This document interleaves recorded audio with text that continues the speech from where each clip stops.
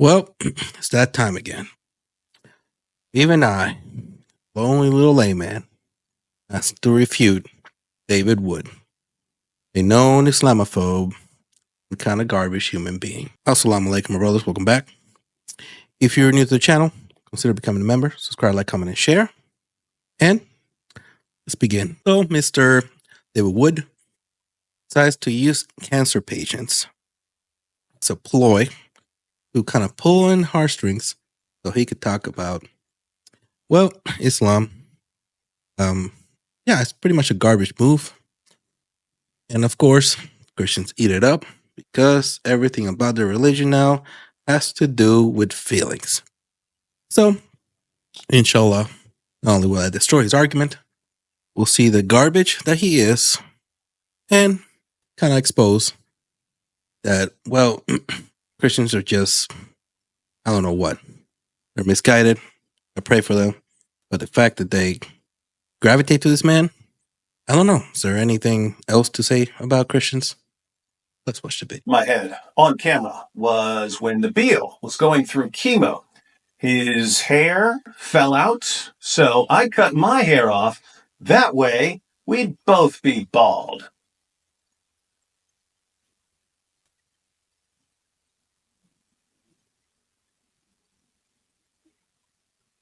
If I had listened to you walking cry face emojis, I wouldn't be able to make this epic video. You see, I'm once again showing solidarity with people who are battling cancer. Oh, I don't want you to get bored watching me cut my hair, so let me read to you a bit. Sahih al-Bukhari, 5935. Narrated Asma, the daughter of Abu Bakr, a woman came to Allah's messenger and said, I married my daughter to someone, but she became sick and all her hair fell out. And because of that, her husband does not like her. May I let her use false hair? On that, the Prophet cursed al-Wasila, a lady who artificially lengthens her or someone else's hair, and al-Mustawsila, a lady who gets her hair lengthened artificially. So, this woman wants to put a wig on her daughter. But Muhammad curses any woman who provides a wig for her daughter, and he curses any daughter who wears a wig. Sahih al-Bukhari, 5940. Narrated Ibn Umar, the Prophet has cursed the lady who lengthens her hair artificially, and the one who gets her hair lengthened, and also the lady who tattoos herself or others, and the one who gets herself tattooed.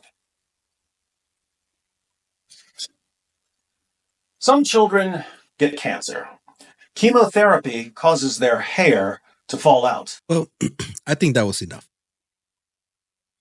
Once again, go and destroy his argument, even though it doesn't really matter because Christians don't do things like actual reading, research, use their own brains, and they'll just follow anybody and anything. So, he was referring to where it says, Allah has cursed the one who connects false hair and the one who gets it connected, the one who tattoos and the one who gets tattooed, and also the one who plucks eyebrows and the one who gets them plucked. So let's dive right in, shall we? And the thing we must also look at the words, like for instance, the word la'ana, which is the word of curse, but it also means condemnation. So in the context, it actually describes a strong disapproval from Allah. Doesn't necessarily mean a legal punishment, but it's something that Allah hates for us to do, and He condemns us not to do it because why? He knows best. So let's look at actually what is applicable and what is not, shall we? Very simple. There is something called necessity. In Islamic law, necessity makes prohibited things permissible. For instance, if you have nothing to eat and you're starving to death, and the only thing there is to eat is, let's say, bacon, you can. Out of what? Necessity. That's something we need to keep in mind, shall we? Something that all Muslims know. There's a thing of necessity, not to mention compassion and hardship. Ruka or Ruksa. Hope I'm saying it correctly. If not, I apologize. Again, I'm a layman. I don't know much, but even I found this, and so this is pretty easy to disprove. In Islam takes account difficulties that we face by individuals in different situations. For instance, chemo patients often experience intense psychological stress due to hair loss, which affects their self esteem and dignity, thus, providing allowances in cases as this within the spirit of Islamic law. But wait, wait, can you actually prove that? Now, can I? Well, let's just go and dive right in. Quran 2 173. But if one is forced by necessity, without willful disobedience nor transgression due limits, then there is no sin or on him. Pretty clear there as well. Not to mention that the scholars of Islam explain that that specific hadith refers to practices that were prevalent during the time of Prophet Muhammad, peace and blessings be upon him. And they were associated with changing Allah's creation for the sake of vanity and deception, which we see many things happen on YouTube, catfishing and all that as well. And it's about deception through beautification to deceive people. The practice was especially criticized when it involved lying about one's appearance, like hiding the age or natural beauty to get married or to keep a marriage. And that is what Prophet Muhammad, peace and blessings be upon him, taught. So let's go deeper, shall we? Okay. Ibn Hafar al Asqalani, hope I'm saying it correctly, he had a commentary on Sahih al Bukhari. In his famous work, which is one of the most respected commentaries on Sahih al Bukhari, Ibn Hajar discusses the prohibition of false hair, the wasila and mustasila. Hope I'm saying it correctly. He knows that the prohibition is tied to deception and vanity, especially for women who will deceive others into thinking they had more hair or different hair than they naturally did. Why? Because in those times, they used to cover up. Few things they could see was hair. Huh. Interesting. Blocking the eyebrows. Makeup. Weird. Oh, the things that people can see. Are we starting to get it here?